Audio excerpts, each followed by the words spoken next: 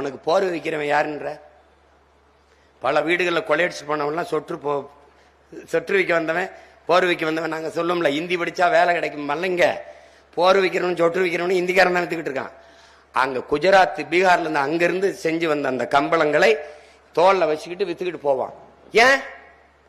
நாம் அதை செய்வதில்லை. அவன் உயிர் போட வச்சிருக்கான். அங்கிருந்து கொண்டு வந்து தொடர்வெளியில் கொண்டு வந்து இறக்கி வைக்கிறான்.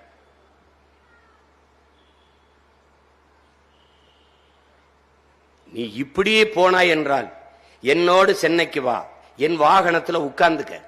நான் என் வீட்டில இருந்து அலுவலகத்துக்கு போற வரைக்கும் என்னோட வா. வரும்போது எத்தனை நிறுத்தத்துல நான் நிக்கிறேன்னு பாரு. எல்லா நிறுத்தத்திலையும் கையேந்தி பிச்சை எடுக்கிறவன் யாருன்னு பாரு. அவ்வளவும் இந்திக்காரன். இதுல இருந்து என்ன தெரியுது? ஏன் வந்தான்?